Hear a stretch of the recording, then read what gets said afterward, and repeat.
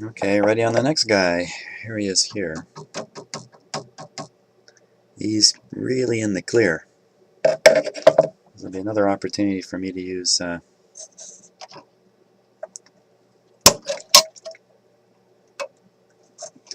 combination capacitor here. I think something that's worth noting is these capacitors I'm taking out, they look terrible. They look, the shells have fractured on them. Some kind of goop is coming out of the inside of them. They really look like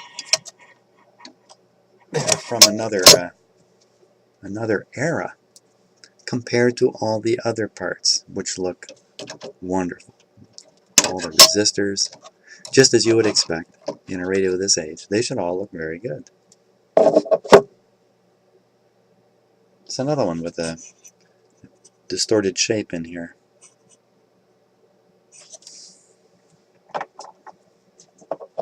I think the term pieces of junk come to mind. I know when these capacitors were first introduced, people thought they were great. They look great. 2200 picofarad, 0.022.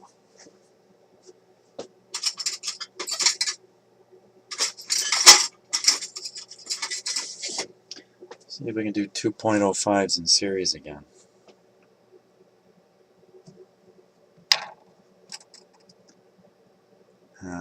I think there's enough room in there to do that. So let's do that.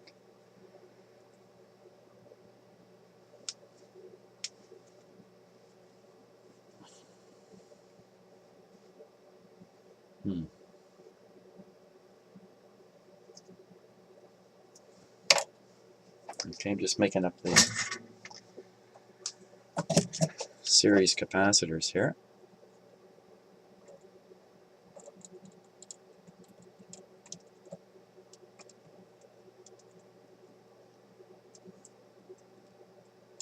I guess it's a fair question, doing this using two capacitors in series instead of one, is that likely to cause a problem? And the answer is no, it's not likely. But it is possible, simply because there's just more metal floating around. It might be a little more prone to picking up some interference or something like that. I'm in the audio circuitry here. There's a pretty small chance of this causing serious problems. In the radio end of it, I'd be a little more reticent to do this kind of thing.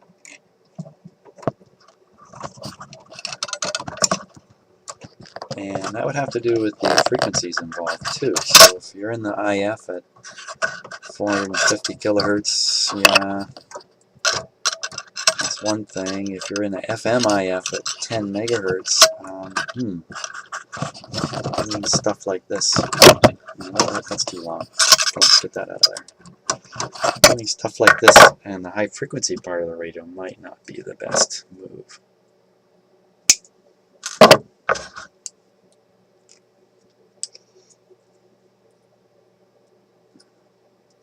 Where how you dress the leads can have a big impact on the operation of the radio, and it's not so much that there's a right place for them. It's that when they're in their place, they have a certain mutual impact on the radio and other components, stuff like that.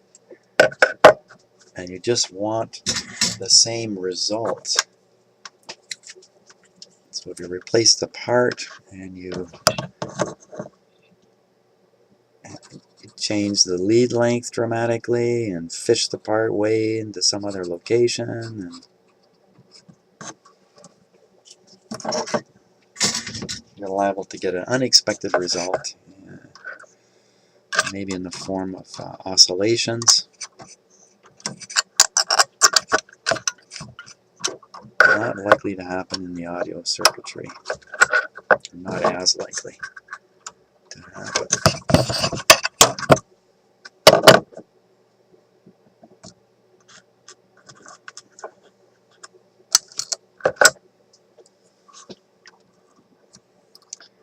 Yeah, I don't have too much more to do after this, do we?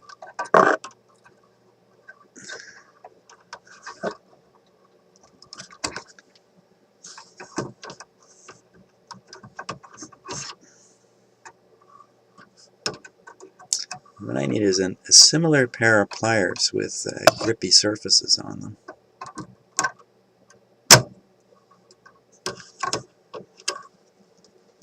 For situations like this.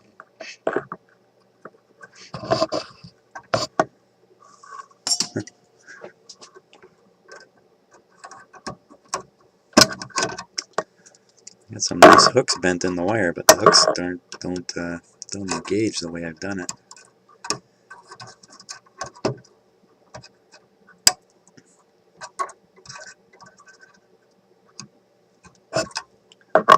Let's see if that's a little better. It's a little better.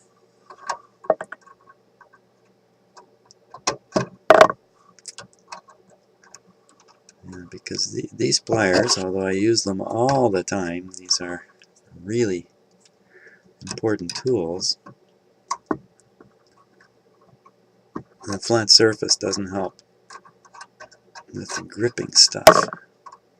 I'm talking about the inside surfaces of this plier.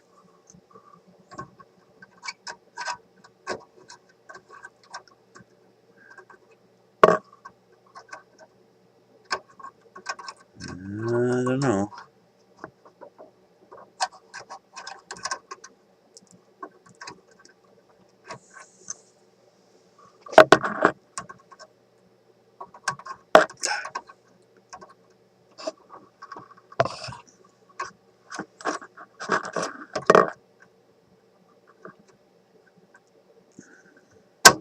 See if I can get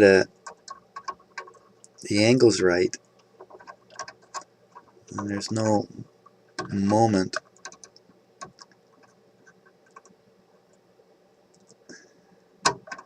causing the wire to slide along the surface, but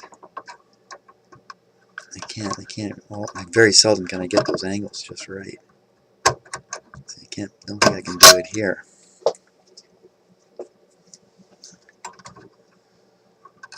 And you really don't want to be just solder tacking wires together. You really want to have some kind of physical, mechanical grip on them. Boy, this is not going well at all.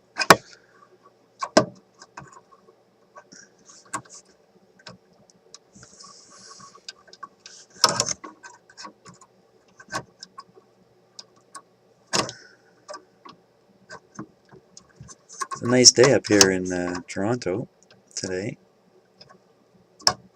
Sunny this morning. Cool though, because it's fall now and winter's coming. That's just terrible. I'm not getting anywhere here.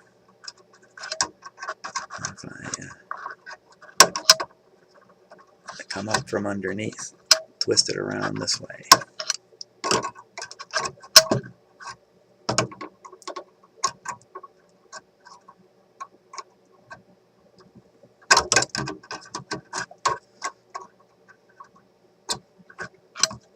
Yeah, and if you're watching from another part of the world, this time of year in Canada we get days that are kind of gray skies and cloudy, kind of cold. Sometimes the humidity is fairly high, even though it's cold. They're not very pleasant days to be outside. And then that's punctuated with blue sky, sunny days all winter long. I have these days where the sky is just blue and the sun is shining, even though it's very cold. Those are nice days. It's all about the sunshine.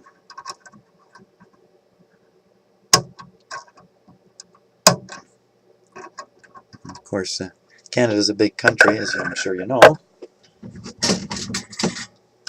And the weather is completely variable right across the country. What's happening here where I am is little to do with what's happening in other parts of Canada. It has nothing to do with what's happening in other parts of Canada.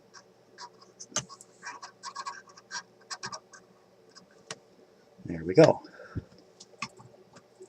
In fact, I live just 1 kilometer from the shoreline of Lake Ontario, so I have an effect here at my house from being so close to what's going on down there. What is going on down there?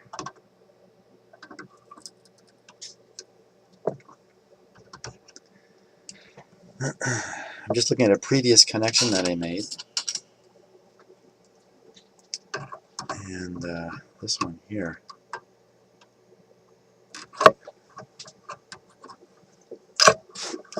Wow. If you ever wanted to get a short circuit, there's a good spot for one right in there. Okay.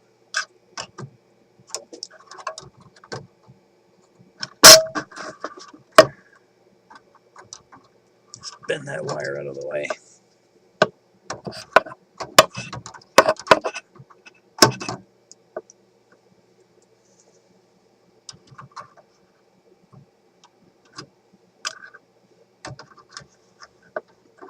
Yeah, so I was saying I live right near Lake Ontario. So in the summer, especially in the springtime, the cold lake water, the large lake, keeps the air cool around my house. So even when it's become hot and uncomfortable, here, 1 kilometer from the lake would be nice and cool. And then in the winter, the opposite happens. The lake provides a bit of heat. I think we're okay there.